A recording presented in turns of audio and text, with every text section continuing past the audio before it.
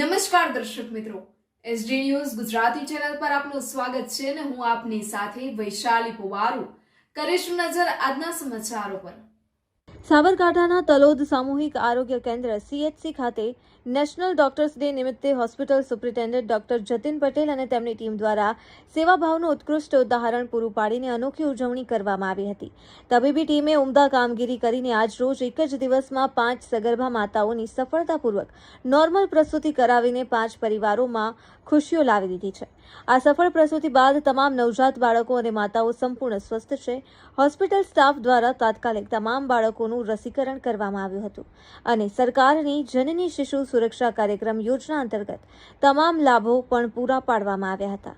Doctor Jatin Patel અને તેમની ટીમે આ સફળતા બદલ આત્મસંતોષ સાથે અનહદ આનંદની અનુભૂતિ વ્યક્ત કરી હતી, જેને પગલે સમગ્ર પંથકમાં આરોગ્ય ટીમની આ પ્રશંસનીય અને સફળ કામગીરીને બિરદાવવામાં આવી રહી છે।